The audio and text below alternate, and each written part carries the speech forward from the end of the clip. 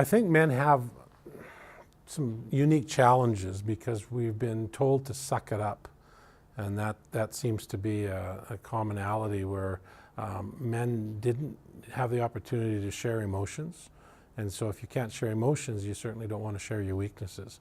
And I think it's sometimes difficult for people to express, to share a weakness because it's seen as a weakness, and really it's not a weakness, it's a condition, it's an illness, and it's something that needs to be treated. So certainly, I think it's becoming better. I think men are becoming more open. There's an equality of the sexes in some ways where women have always been free to express themselves. Men are starting to feel that way, but again, like a lot of stigma things, there's room for improvement. It's interesting because when I talk to children or I talk to adolescents, and boys in particularly, and I say, define what strength is to you, the automatic response is always the physical, right? And one of the things that I'm so passionate about, why I talk openly about my struggles, is exactly for those boys so that they can become aware that this is certainly not something to be ashamed of. This is not something that is weak when you talk about your emotions. It takes incredible courage. I get the fear, I get the anxiety that it takes to put a voice to this, but I also get the rewards. Words like man up.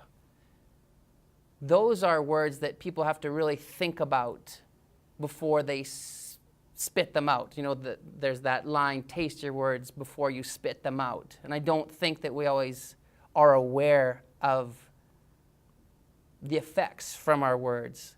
You look at the numbers around suicide. You know, 75% of all suicides are by males, and yet it's the men who are the least likely to get the help. I was fortunate in that as a child my mom taught me to cry, which is something that's very important to teach to boys, I think. But now, as an adult, at 33, I still feel a stigma as a mentally ill man. The statistics are roughly 50-50. I mean, for bipolar, I think women are slightly more predisposed to it. But as a woman, it's more normalized to ask for help because women, particularly of childbearing years, have to ask for help when they're pregnant. We go to the hospital and we have a relationship with all our practitioners. But as a man, you only go to the doctor when you're dying because you don't want a prostate exam. You don't want it because big mean man, we're not doing that. And so even in the psych ward, talking to other men, there's shame. And I've never been quite certain why there is. I've experienced stigma, certainly almost daily, but I don't think it has anything specifically to do with my sex or gender. Although I do know for other men, that's definitely the case, particularly within their families. You know, if it's the male head of the household and he ends up in a psych ward, the whole family falls apart. Whereas if it's a child or the mother goes to the psych ward, the family keeps on rolling. And so I think that's where the stigma is bred. And I think it's a very, very dangerous stigma because the idea that men can't have mental illnesses is a key part of toxic masculinity, and it's why the suicide rate among men is so high, is because we don't ask for help, and that kills us. I find that guys run out of resources a lot quicker than women, and hit rock bottoms a lot quicker as well. Having a career that I worked hard at for 10 years, and you know, even though I was deep in addiction with alcohol and cocaine, I still functioned, I still went to work, I was well respected. To go from this to that, it really, it hurt my self-esteem, it hurt my self-worth. You know, I grew up with my father. We weren't allowed to cry, we weren't allowed to show emotion. But I look at that build, the way he kept all his stuff but it didn't work for him. You know, towards the end of his life, I really think that was his downfall, not being able to share, keeping all his emotions in. And I think, you know, now with this carefree life that I live, not worrying about what people think of me, whether if I cry or if I don't cry, you know, it's like living with anger. Anger will eat you. So by not letting that stuff out, you're really just hurting yourself. I think a lot of the time, generationally, people just don't either have the permission or even the vocabulary to talk about what they're feeling, what's going on for them. And so I think we don't always do a very good job of raising our sons, and I have 3 sons, to have the recognition of what's happening to them, but also the ability or the vocabulary to talk about what that feels like. You know, that idea that somebody won't be able to talk to their friends about it, their buddies who they go to the bar with or they play hockey with. You don't talk about this stuff, you talk about sports. That's what we do. Or you drink and you punch holes, you know, in the wall. That's how you cope. Well, we need to find a better way to actually recognize there's something else going on, there's something wrong. It can't be the women who lead the way with everything, but frequently it is. There's definitely more pressure for men to bottle things up, to not talk about stuff. It is still more acceptable for me to share what I'm going through than for him to share.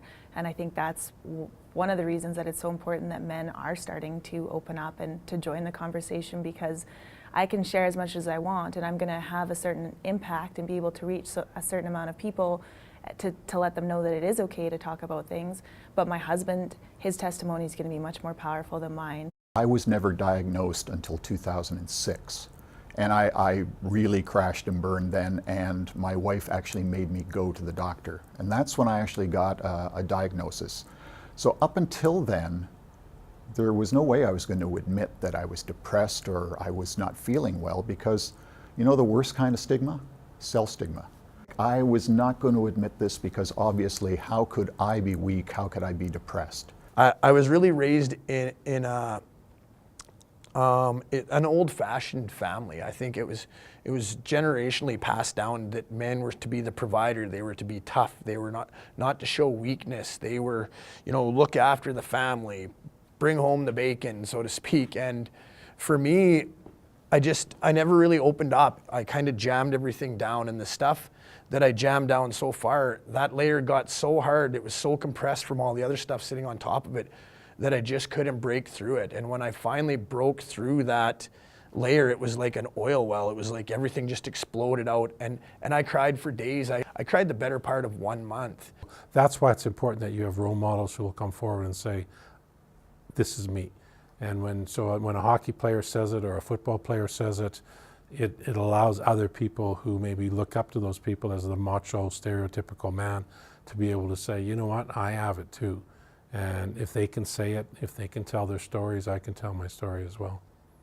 As men, we have to show that it's okay to demonstrate emotions or to release some tears, because that will give them permission to do the same. It's really important for me that men know that it's okay to share your feelings with other men, that you know, that other people are really willing to listen to you, that, you know, you don't have to be this tough guy, you don't have to hold everything inside. And I actually strongly encourage that if you are recovering, that you don't hold everything inside, because it's really not all that healthy for you. You can't hold anything back because you got to fight for your life. And at the end of the day, is life worth living for you? Are you worth fighting for? And at the end of the day, I was worth fighting for.